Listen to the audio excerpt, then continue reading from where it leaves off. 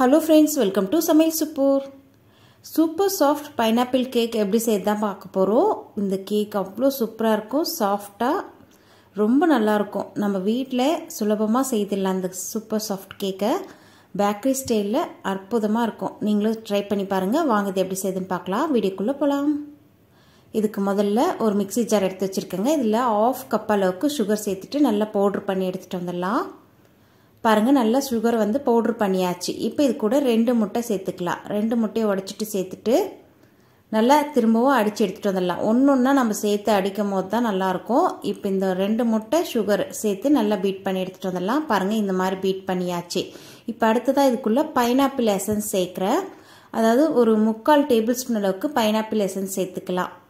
நீங்கள் pineapple essence இல்லைன்னா நார்மலாக வீட்டில் வெனிலா எசன்ஸ் இருந்தால் கூட சேர்த்துக்கோங்க. அப்படி இல்லைன்னா ஏலக்காய் கூட சேர்த்துக்கலாம். இப்போ எசன்ஸ் சேர்த்துட்டு அடுத்ததாக 1 டேபிள் ஸ்பூன் அளவுக்கு பேக்கிங் பவுடர், அடுத்ததாக 1/4 டீஸ்பூன் அளவுக்கு பேக்கிங் சோடா வந்து நம்ம வீட்டில் இட்லி தோசைக்கு சேர்க்கறது தான். அடுத்ததாக பாருங்கள் எண்ணெய், ரீஃபைண்ட் ஆயில் 1/4 கப் அளவுக்கு சேர்க்குறேன். வாசனை இல்லாத ஆயில் சேர்த்துக்கலாம், சன்ஃப்ளவர் ஆயில் கூட சேர்த்துக்கலாம்.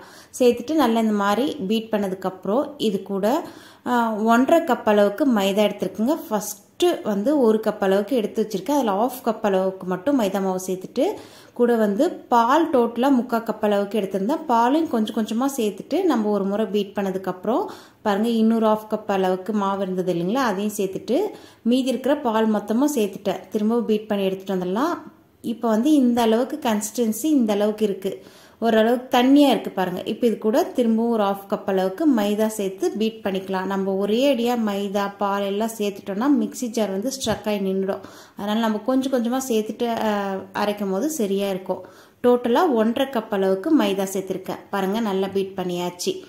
அவ்வளோதான். இந்த அளவுக்கு கரெக்டான கன்சிஸ்டன்சியில் இருக்குது பாருங்கள். இந்த அளவுக்கு திக்னஸ் இருக்கணும். இப்போ நெக்ஸ்ட் வந்து இந்த பேட்டர் வந்து ரெடியாக இருக்குது.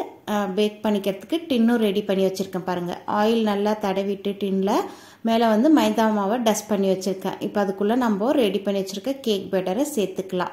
கேக் பேட்டர் வந்து இந்த அளவுக்கு ஸ்மூத்தாக இருக்கணும், நல்லா நைஸாக கட்டிகள் இல்லாமல் கலந்துருக்கணும். அதாவது மிக்ஸி ஜார் வந்து லாங்காக ஓட விடாமல் விட்டு விட்டு நீங்கள் பீட் பண்ணிங்கன்னா சரியாக இருக்கும். நெக்ஸ்ட் பாருங்கள், ஓடிஜியில் தான் நம்ம இன்றைக்கி கேக் பேக் பண்ண போகிறோம். ஆல்ரெடி 10 நிமிஷம் ப்ரீட் பண்ணி வச்சுருந்தேன். இப்போ ஓடிஜியில் வச்சுட்டு இதனுடைய டைமிங் வந்து 30 மினிட்ஸ் 180 டிகிரியில் நம்ம பேக் பண்ண வேண்டியது தான். இதே நீங்கள் கடாயில் செய்கிறதுந்தா அடுப்பில் சொல்கிறேன் இருங்க. பாருங்கள் இப்போ வந்து 30 மினிட்ஸ் ஆகிடுச்சு. நம்ம எடுத்துடலாம். எடுத்து நம்ம வெளியே நல்லா ஆற விட்டதுக்கப்புறம் நம்ம கேக்கை வந்து டிமோல்ட் பண்ணலாம். சூட்லேயே எடுக்கும் போது ஒட்டிட்டு வராது. நல்லா ஆறட்டும். ஆறினதுக்கப்புறம் டிமோல்ட் பண்ணிக்கலாம். பாருங்கள் கேக் நல்லா பேக் ஆகி ப்ளஃபியாக வந்திருக்கு. சென்ட்ரலில் ஒரு கத்தியோ டூத்பிக்கோ விட்டு பார்த்தீங்கன்னா ஒட்டாமல் வரணும். ஒட்டுச்சுன்னா கேக் வந்து பேக் ஆகலை, பிசு பிசுன்னு இருந்ததுன்னா பேக் ஆகலன்னு அர்த்தம். இது நல்லா பேக் ஆகிருக்கு. நல்லா ஆறினதுக்கப்புறம் கத்தியால் சுற்றி எடுத்துட்டு ஒரு பிளேட்டில் கவுத்துனா சூப்பராக வந்துடும். நீங்கள் ஸ்டவ்வில் செய்கிற மாதிரி இருந்தால் அடிகனமான கடாயில் தண்ணி எதுவும் சேர்க்க தேவையில்லை. ஒரு 10 நிமிஷம் ப்ரீட் பண்ணிவிட்டு அதுக்கப்புறம் நீங்கள் இந்த மாதிரி ஒரு ஸ்டாண்ட் வச்சுட்டு அதுக்கு மேலே கேக் டின்னு வச்சு ஒரு 40 நிமிஷம் மீடியம் ஃப்ளேமில் வச்சு எடுத்திங்கன்னா கேக் ரெடி ஆகிடும். பாருங்கள் கேக் நல்லா ஆறிடுச்சு. இப்போ வந்து டிமோல்ட் பண்ணி எடுத்தாச்சு. நல்லா சூப்பராக வந்திருக்கு. கேக்கை வந்து கட் பண்ணிக்கலாம். ஸ்பாஞ்சியாக எவ்வளோ சூப்பராக வந்திருக்கு பாருங்கள் கேக்கு.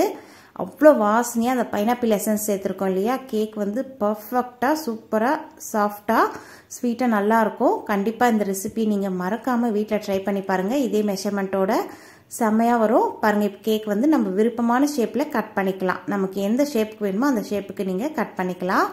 அவ்வளோதான். சூப்பரான சாஃப்டான பைனாப்பிள் கேக் ரெடி ஆயிடுச்சு.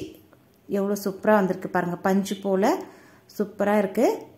நீங்களும் இந்த ரெசிபியை ட்ரை பண்ணி பாருங்கள். இந்த வீடியோ உங்களுக்கு பிடிச்சிருந்தா லைக் பண்ணுங்கள். உங்கள் ஃப்ரெண்ட்ஸ் அண்ட் ஃபேமிலியோட ஷேர் பண்ணிக்கோங்க. ட்ரை பண்ணி பார்த்துட்டு மறக்காமல் கமெண்ட் செக்ஷனில் ஷேர் பண்ணுங்கள். இன்னொரு இன்ட்ரெஸ்டிங்கான ரெசிபியோட உங்களை சந்திக்கிறேன். இவ்வளோ நேரம் வீடியோ பார்த்ததுக்கு நன்றி. வணக்கம்.